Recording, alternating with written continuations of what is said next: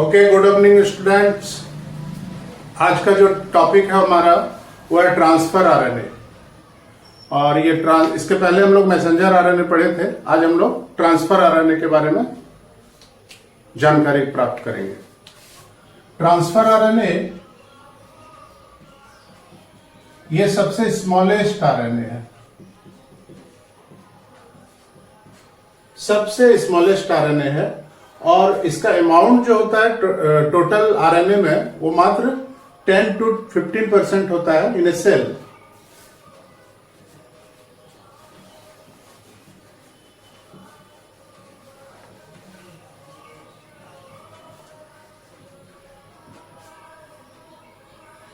इसका दो और नाम है। एक है जैसे कि सॉल्युबल आरएनए,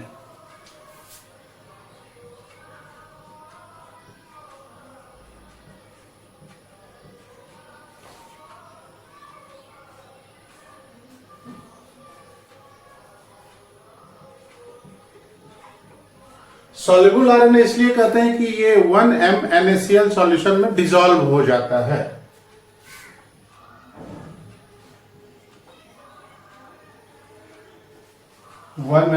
NaCl। और इसका एक और नाम है एडाप्टर आरएनए।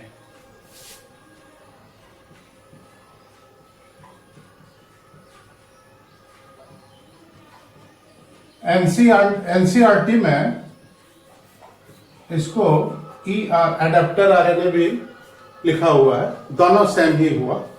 एडाप्टर आरएनए क्या हुआ कि ट्रांसफर आरएनए का ये कैपेबिलिटी है कि ये मैसेंजर आरएनए के कोडॉन को रीड करके फेवरेबल एमिनो एसिड को राइबोसोम में प्रोटीन सिंथेसिस के लिए लाता है।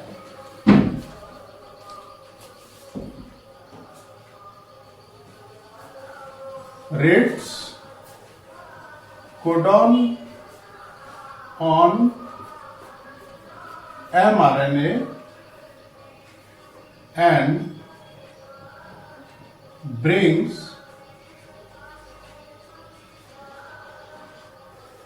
favorable amino acid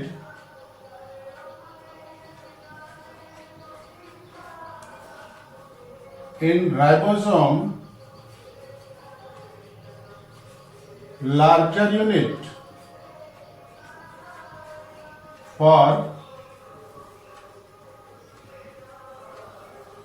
protein synthesis।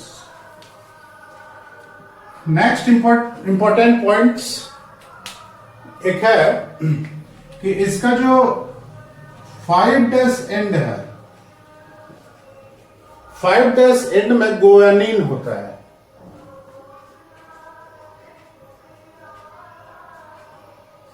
और गुआनिन में फॉस्फेट ग्रुप होता है। इसका जो 3' एंड होता है, 3' एंड में साइटोसिन एडेनिन होता है। और ये जो एडेनिन है इसमें OH ग्रुप रहता है और इसी OH ग्रुप से एमिनो एसिड बाइंड करता है by covalent bond.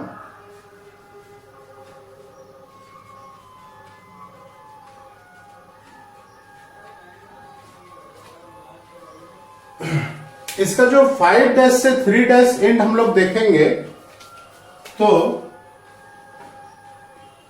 5' and to 3' and total जो नाइट्रोजनस बेस होता है, टोटल नाइट्रोजनस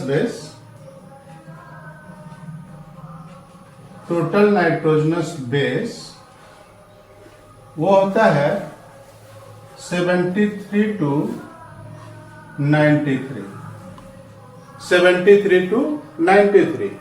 और इसका जो मॉलिक्यूलर वेट होता है वो होता है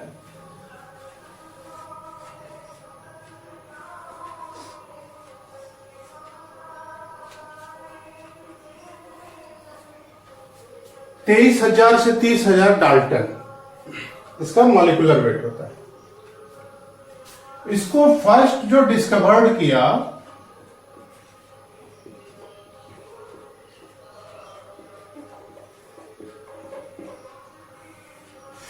डिस्कवर्ड किया उसमें साइंटिस्ट जो थे वो हैं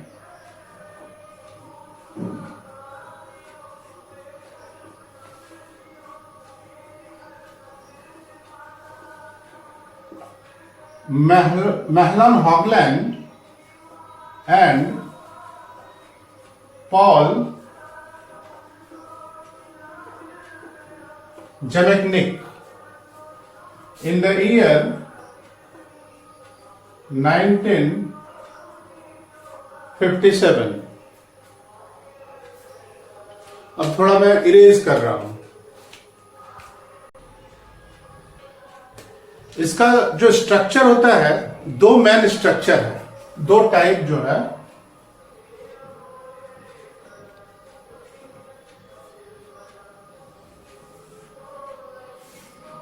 फर्स्ट है जिसको बोलते हैं सेकेंडरी स्ट्रक्चर।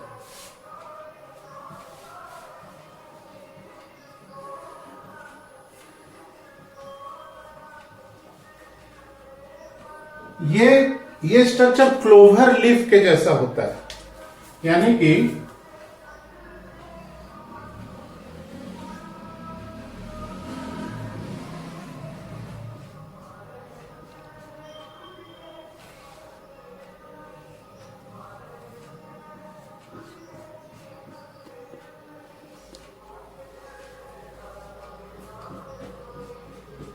ये क्लोवर लीफ स्ट्रक्चर होता है, इसलिए क्लोवर लीफ स्ट्रक्चर भी बोलते हैं।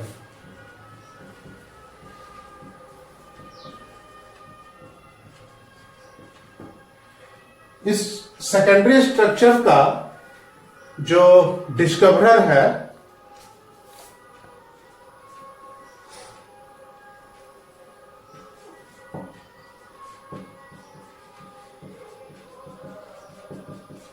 R.W. Hole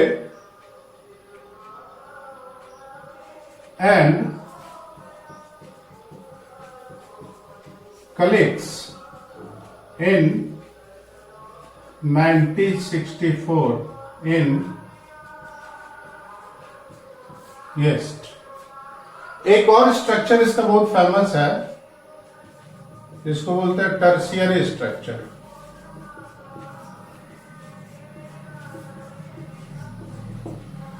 टर्सरी स्ट्रक्चर जो होता है ये होता है 3 डायमेंशनल,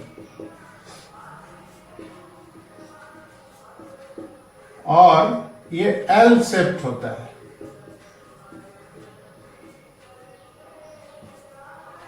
इसका जो डिस्कवरर है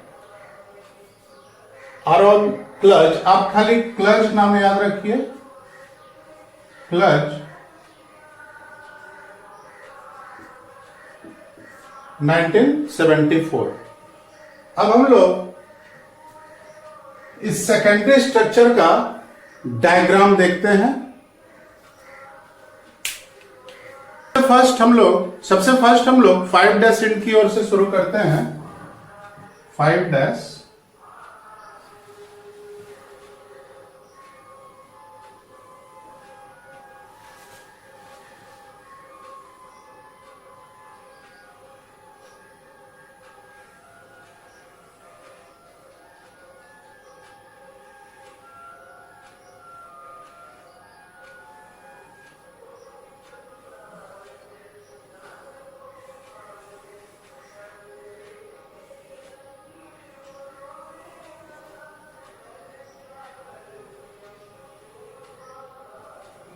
थ्री डैश, ये हुआ secondary structure, clover leaf diagram. इसमें 5 डैश एंड पे गुआनिन होता है और यहां पे फास्फेट ग्रुप होता है। 3 डैश एंड में ए सी सी, यहां पे OH ग्रुप होता है। अब आप इस लूप में आइए। ये जो लूप है, इस लूप को बोलते हैं स्यूडो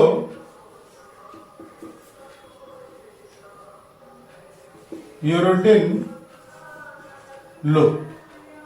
इसमें टोटल जो amount of number of nitrogenous base होता है वो 7 होता है।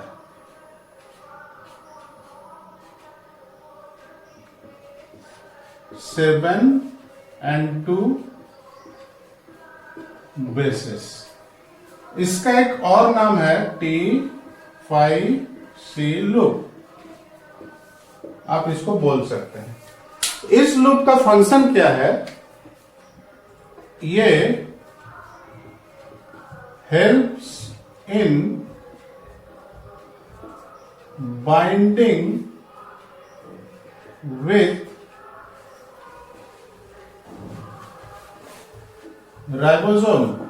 राइबोसोम से बाइंड करने में ये लूप मदद करता है। ये एक एक्स्ट्रा आर्म है, इसको लंप बोला जाता है। यहां पे ये जो 3' एंड है, ये है एमिनो एसिड बाइंडिंग एंड। यहां पे अमीनो एसिड बाइंड किया जाता है on the basis of messenger RNA. यहां पे ये 3 एंटी कोडॉन होता है।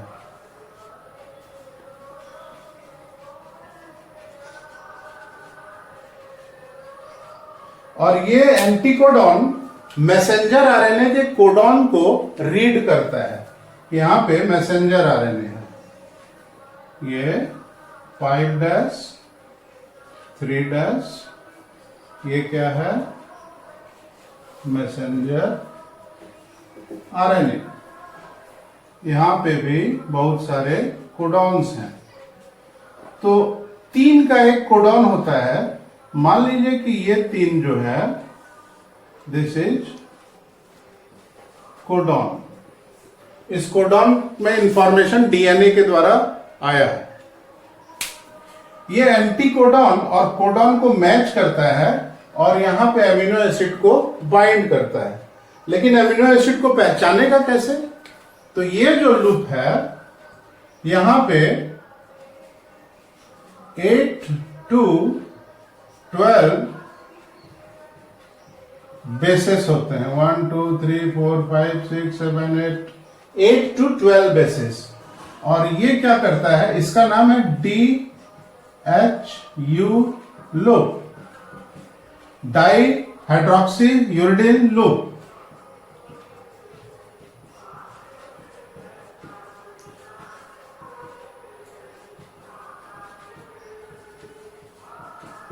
और यही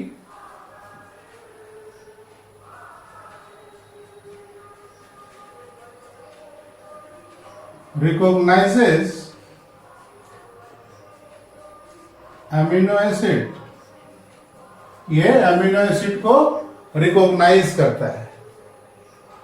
तो यहां पे जब अमीनो एसिड बाइंड होता है और राइबोसोम के लार्जर सब यूनिट में आता है, तो अमीनो एसिड के बीच में पेप्टाइड बॉन्ड का फॉर्मेशन होता है और यहां पे फॉर्म होता है पॉलीपेप्टाइड।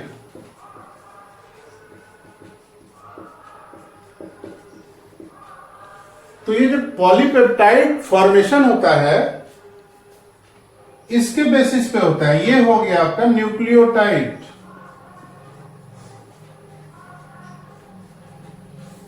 अब न्यूक्लियोटाइड एक अलग लैंग्वेज है, इसका ट्रांसलेट करके ट्रांसफर आरएनए पॉलीपेप्टाइड बनाया।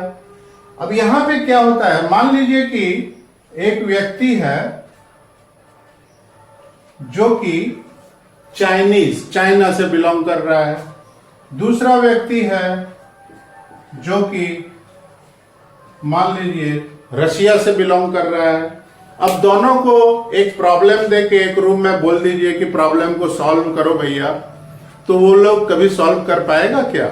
ये जिस लैंग्वेज को जानता है चाइनीज, ये इसकी समझ से बाहर है।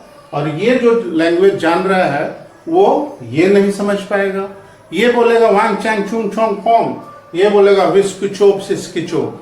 तो इसलिए दोनों को एक दूसरे की भाषा को समझने में परेशानी होगी। तो इस दोनों के लैंग्वेज को वही समझ सकता है जो बीच का आदमी हो, बाईलिंग्विस्ट हो, जो दोनों लैंग्वेज के बारे में भली भांति जानता हो। तो ये एक लैंग्वेज है न्यूक्लियोटाइड और ये एक लैंग्वेज है पॉलीपेप्टाइड।